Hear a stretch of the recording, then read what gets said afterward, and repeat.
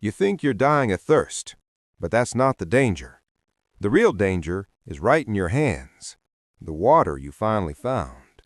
Cold, clear, moving just enough to look alive.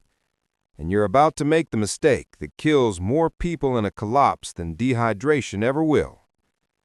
You drink it. Not because you're stupid, because you're desperate. Because when society falls, clean water becomes a rumor. So you trust your eyes, and that's the first thing that betrays you. You don't die of lack of water. You die from what's inside it. Tiny organisms you can't see. Giardia ripping your gut open. E. coli turning your strength into sludge. Parasites that eat your energy faster than you can swallow. Your body goes into overdrive trying to push them out. You get diarrhea. And then dehydration finishes the job anyway, just slower, more painful, and far more humiliating. That's the mistake people make in a collapse, thinking water equals safety. But in a broken world, every drop is trying to kill you. You want to survive? Then slow down. Because the collapse isn't a sprint, it's an endurance test. You need water, sure, but you need safe water even more. You find a stream? Great, but streams hide upstream corpses, leaking batteries, animal waste, chemical runoff. You fill a bottle from a rooftop tank? Nice, but tanks breed algae, mosquito larvae, and bacteria thick enough to give the water its own attitude.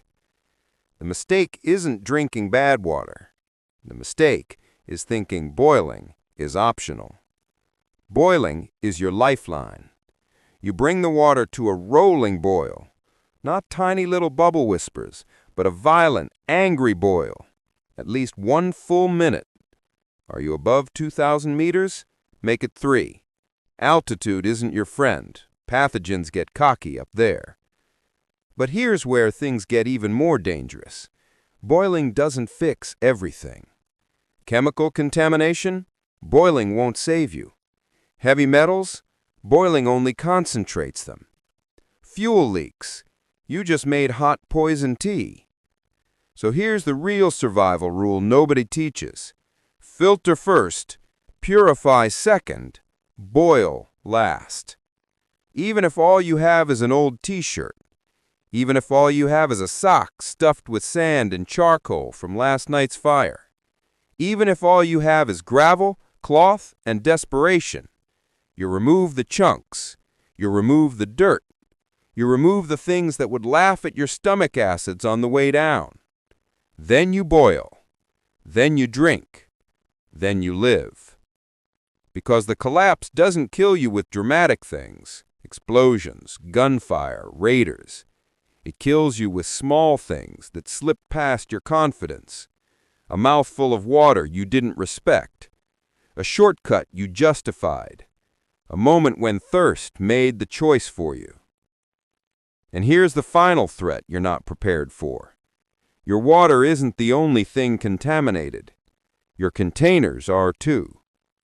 Old plastic bottles leach microplastics and chemicals when they heat up in the sun.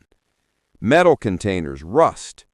Anything that once held fuel or chemicals, doesn't matter how well you rinse it, it's poison now. If you're smart, you dedicate one container only for water. You clean it, keep it sealed, guard it like it's currency. Because in a collapse, it is. So the next time you find water and your mouth goes dry with hope, remember this. You're not racing thirst. You're racing infection. And infections cheat. Don't trust the clarity.